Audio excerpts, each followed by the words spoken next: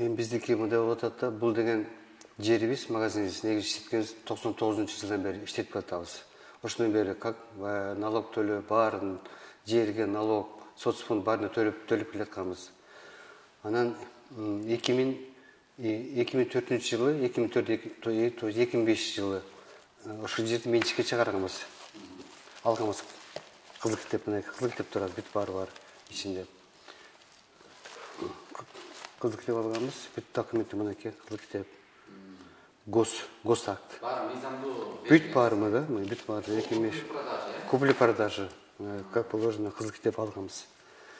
Анан кийин 22 жылдан кийин КГМА вдруг келип ошол жактын ректорат айтып атат. Ошол жерде магазин бар, биз билбептирбиз, бул жерде магазин бар деп 2019 жылы булар сотко берип атат. Биз мындай болгондо даже 2016 жылы булар 2019 жылы берип атат соткочу. Ушу якобы биз бул жерди билген жокпуз, тигине мындай биз жок, биздин уруксат жок эле, ушулар деги салып алган депчи, магазин салган деп.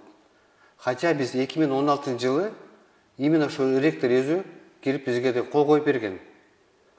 Юрист рассмотреть депчи, колу бар өзүнчө, колу бүт бар. Андан бурун даже биз жер алатканда, именно кызыл китеп алатканда, КГМАнын ректору, проректор, то есть проректор колу коюп печати бар, КГМАнын круглый печати бар. Ошол жакта уруксат берген бизге магазинге салынсын деп. Эми сот процесс мындай болду да, бул 2019 ошо башталды сентябрдачы. Как раз мен ошондой жаңы жүрөктүн операция болуп чыккам да. Ошондо болгондо Бекбоева деген судья, ошол деген ушулар КГМАнын юристтерин чогултуруп, действительно чогуу сүйлөшүп, булар эме кылып атырып, ложный адрес берет. Силердин дарек эмес, башка дарек берет да. Ал жерде бүт баары бар да. Анан юристтер 2000 ошондо булар деген ложный адрес берип туруп, биз жок, биздин адвокат жок, мэриянын адвокат жок. Ошол бойдон анан кийин ошондо биз утулуп калдык. Естественно, биз эме аякта жокпуз, качкан жокпуз. Мэриянын адвокаты качкан жок. Ошондо мыйзам бузуп, тебелете булар бузуп туруп, ошондоктон кийин ошол бойдон биз утулуп калдык да. Биринчи соттордучу. Анан естественно, биринчи райондо утулдук, анан городдо утулдук да. Ошол бойдон анан кетти да. Анан кийин талкана мындай болуп атат да. Кийин мореке Октябрьская революциядан кийин ошондон кийин биз уже чыдабай булардын эмесине беспредельно чыдабай бүт баарын эме кылып аткандан кийин биз эмеге чыгат, Фейсбукка чыгат. Ушундай келди, эме болду депчи. Талкалап киргени, ушундай кирип, рейдерге захват болду биздин магазинге. Бүт баарын болгон ошол бойдон Фейсбукка чыгат передача. Зыянга учурадык, бүт баары бар кагазда бар тияктачы. 2 миллион канчага зыянга учурадык. Документибиз бүт баары бар. Бүт баары силерге эме кылабыз, көрсөтөбүз да. Ошол, анан кийин ошол булар кирип, булар менин органымды использовать этип, ачыкча сурап, тигине мындай деп бирдеме алдап, анан кирип алып, ошолдун ичине эме салат. Рентген аппарат салат да. Ошол рентген аппарат тарткан бери эме ачат да? Рентген аппарат салат да. Булар эми ойлогон да, ошо экинчи волна кетет, үчүнчү волна кетет. Ошондон акча таап, ошол үчүн жанталашып, шашып калган ошол болуп атат да. Анан ошондон кийин баягы жана статья чыккандан кийин, рейдерский захват болду, тигине мындай болгондон кийин, ошондо эми биз бүт баары бүт тарап болду да. Журналисттер, омбудсмен, тияктан бияк бүт баары көрүп атты да, ушундай беспределдичи. Анан чыкты бул дегенчи. Алар чыгып кетишти. Анан түнү менен качып чыгып кетти булар ошондо. Бүт баары бар. Анан ошол булардын киргендери, талкалагандары, бүт баары менять эткендери, ичинчи ошо подренгенчи. Бүт баары бар. Бизде запись бүт баары бар. Кудай буюрса танака бүт баарын чыгарып беребиз силергечи. Эми бизде мына ошол мореке акыркы бизде Кыргызстанда болгон эмеден кийин Кудай буюрса жакшы менен кетти. Мына биздин президент дагы айтып атат, именно малый бизнеске, малый средний бизнеске поддержка берет дегенде мындай аябай жакшы айткан да. Ошондон кийин Кудай жалгап район соту биз уттук. Кийин кайра баштан кетип, бүт баары баштан келди. Кстати, бизге эме барды, Конституцион судка бардык кийин. Конституцион судка бардык, Конституцион суд, Конституцион палата. Биз тарап чыгарды да. Эми биз тарап эмес, Конституцион андай чыгарбайт. Как бы биз жакты кылып чыгарып туруп, менде жүздей киши менде болгон ошолордон пайдасы тийди да, биздин эмебизде заявлениябыз. Ошентип ачык эле айтты, ошолорчу мына дейт, ушундай беспредел болуп аткан дейт, действительно ошондой айтты да. Ошолор биз тарап чыкты да, ошол эмечи решение Конституционной палаты. Анан заново кайра каралды сотторчу. Каралгандан кийин анан району биринчи район соту биз таптатына чисто уттук.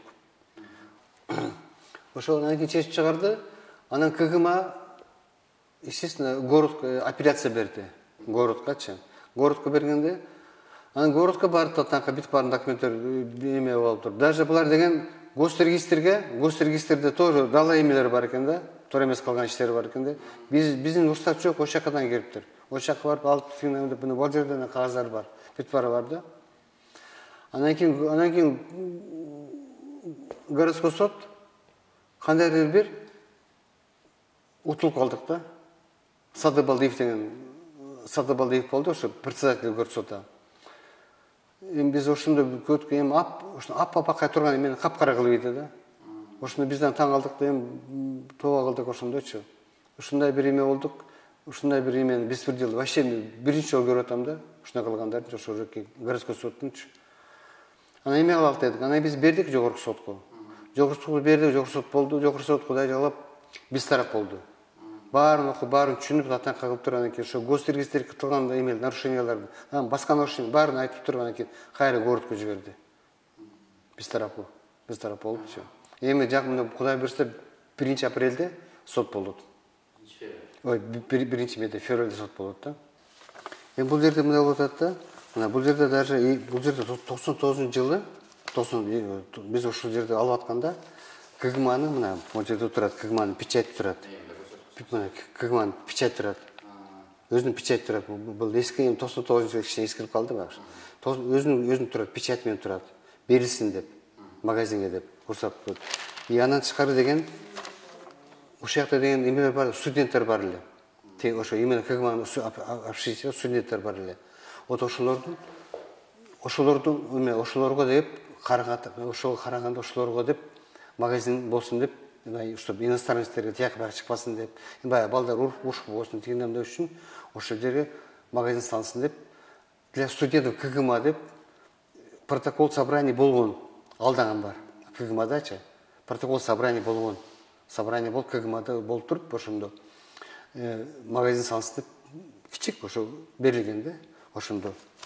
А то, что сиз жана айтып аткан, мен баягы кийин айтып атпайбы, булар 2019дачы, биз билген жокпуз деп магазиндер, бул вообще абсурд болуп атпайбы? Абсурд. 2016-жылы мен аяка кирип туруп, 2016-жылы мен кирип туруп ошо ректорго ушундай жер сурагам да, тегерегине кошумчачы, ушуну арендага берсин дегендер, чтобы биз облик города жакшы болуш үчүн, жакшы магазин деп. Өзү кол койгон юрист Осман Алиевич чакырып кол койгон. Андан тышкары мынакей. Анан кийин даже 2008-жылы именно ушу азыркы Индира Розбаевна билген азыркы ректор. Мына 2008-дечи тоже мен киргем ушундай депчи. Ушундай магазин салынган, ушундай да аренда берсин деп жер. Кошумча берсин деп. Өзү мына чакырып атат. Тайболотову дейт. Прошу провести замер и схему подготовить деп атат. Өзү. Эми карабайсызбы, өзүнүн эле кайрым болуп атпайбы булчу? Сама себе мындайча айткан өзүнүн эме болуп атат да. Талап болуп атат да. Бул жердечи. Ушундай болуп атат да. Эми жогорку сот эми мындайча айтканда биз тарап болду. Эми 100% биз тарап болгон жок. Конечно, биз тарап 100 тарап болсо, анда район сотунун чечими менен уже полностью утулмакпыз. Бирок жогорку сот айтты, кайра карагылар деп. Могу жерде туура эмес кылыптыр, мэрия КГМА деп. Госрегистрден бул жерден, госрегистр булар жогорку сот айтты, госрегистрге запрос кылгылар. Силер кагаз алдыңар ошол жактан, биз жок, биздин уруксат жок. Ошону билсин деп сот аркылуу берди. Биз жакын ошону алдык да. Действительно, булардын нарушениясы бар экен КГМАныкы. Ал 1 февралда каралат. Андан тышкарыдан ошо биз чоң рахмат да жогорку соткочу, Верховный соткочу. Эми биз ойлойбуз, 1 февралда 2002-жылы уже мурунку Салтыбектер уже карабайт, конечно, башкалар карайт. Мен ошолордун акыйкатчылыгына ишенебиз да. Бирок ошондо дагы бизге мына эмеден келди. 5 каналдан келди, дагы бир каналдан келди, омбудсмен келди. Ком Керчи деген бар. Юридический ошолордан келди. Биз ойлоп атабыз, чыгат деп, ойлонбой эле уже 100% ишенип атат, что чыгат деп, туура чечим чыгат деп. Андан тышкары биз дагы уже Моореке Бекбоевдун кылган ушундай беспредел кылган иштерине биринчи судья аябай беспредел кылган иштерине ложный адрес берип, биз жок сот кылып, анда мен жүрөктөн ооруп жаңы операция болуп чыккан ошондо. Ушундай кылган иштерине ошол 2019-да ошо Бекбоеваны дагы башка эмелерди ошол үчүн биз азыр татнака бүт документтер чогултуп, бүт бар, документтер бүт бар, ошолор чогулуп, ошолордан сотко берип туруп, эме кылайын деп атабыз. Акырына аягына чейин чыкайын деп атабыз. Ошонун акыйкатчы болсун деп. Ошо талапты коеюн деп атабыз. Не только ошол Бекбоевго көп кишилер аябай нааразы бар экен. Алардан чогулуп эме кылып атат. Бул жер бар эме документтер. Анан жана тышкары бизде кагаз бар, заявлениялар бар, иностранецтердин эмелери, письмолор, подпистер бар. Ушул жерде магазин болсун деп.